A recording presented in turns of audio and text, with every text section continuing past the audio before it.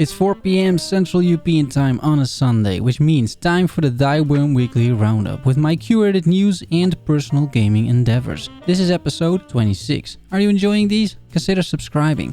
Last Epoch dropped a few more previews for the upcoming patch. We get a stash overhaul and also some of the new music was shared. I made a pretty extensive video about the stash, so check that out if you're interested. Apart from that, I'm just super excited that the next patch is about to hit, which will be somewhere this month.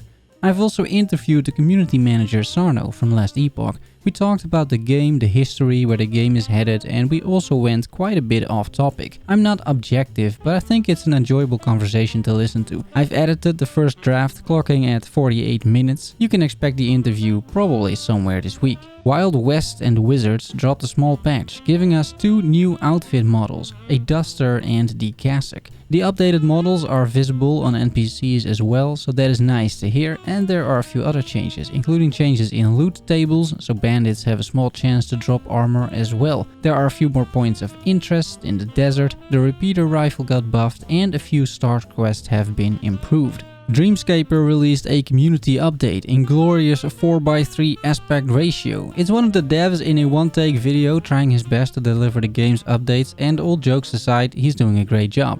I mean, look at Geoff Keighley from the Summer Game Fest or that bloody Xbox Series X event. That really isn't much better than this in terms of quality, and that's saying a lot. We learned the following things in said video. Timelines for Dreamscaper are not impacted because of the pandemic, as this project started out as working from home, and they will remain doing that.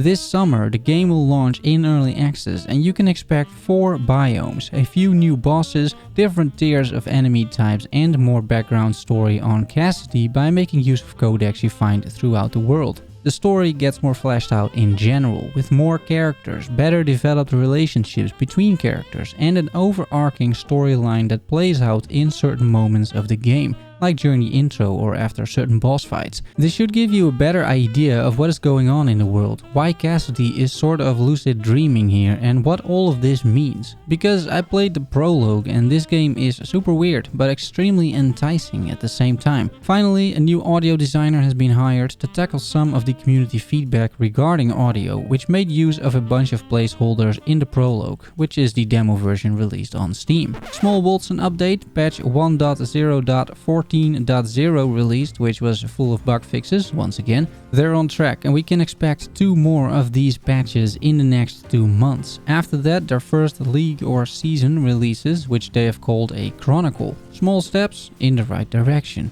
The standalone sequel to ARPG Trudograd has released on May 11th, and Steam users so far are very positive, giving it a 90% user score from 167 reviews. Not bad. I've covered this game occasionally, although I've never played it, but one day I might. Seems like a safe buy if you're interested in the original game, and quite possibly a safe buy if you're interested in the old Fallout style inspired post-apocalyptic turn-based RPGs, because that is exactly what this is. Unreal Engine 5 released a tech demo, in case you didn't notice the hype around it. In 2021 the new engine will be available, and while the developers at Epic Games talked a lot about triangles and LODs and so much other stuff that I don't understand, I mainly just looked at the trailer. It looks insanely detailed and the lighting is just out of this world. The scene with the rocks and how detailed that was is on par with movie CGI, and honestly it's not far from real life. If you would show that as a picture to someone and say you visited some underground caves, they'll probably fall for it.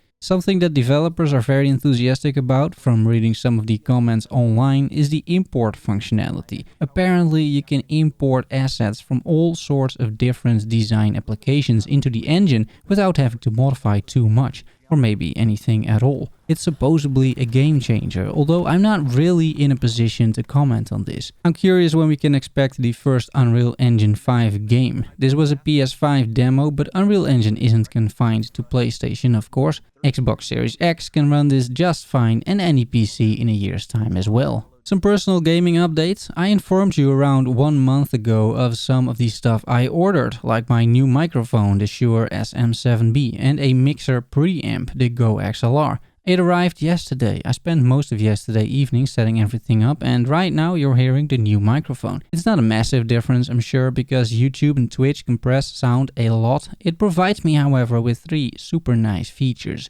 1. A dynamic mic instead of a condenser one. The Blue Yeti is a great microphone, but it is a condenser microphone. I would definitely recommend it for $100, but boy does it literally pick up every sound in the neighborhood. The Go XLR has a lot of pre-built audio filters in the hardware. There's a preamp, an equalizer, a de-esser, a noise gate and a compressor, all in this device. That means no more post-processing of audio and no more additional filters in OBS. It is super convenient. 3. I have now full control over what audio I'm pushing to OBS, and I can hear exactly on my headphones what you guys hear on stream. That is a major advantage, and hopefully this means the music or game will never be too loud or too soft, but precisely how I like it. It's got some other features as well, like some weird voices.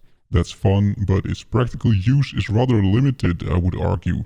Last but not least, you can store a bunch of samples to play. I haven't really figured out how I would be using that during the stream because I'm not turning the stream into some clown fiesta.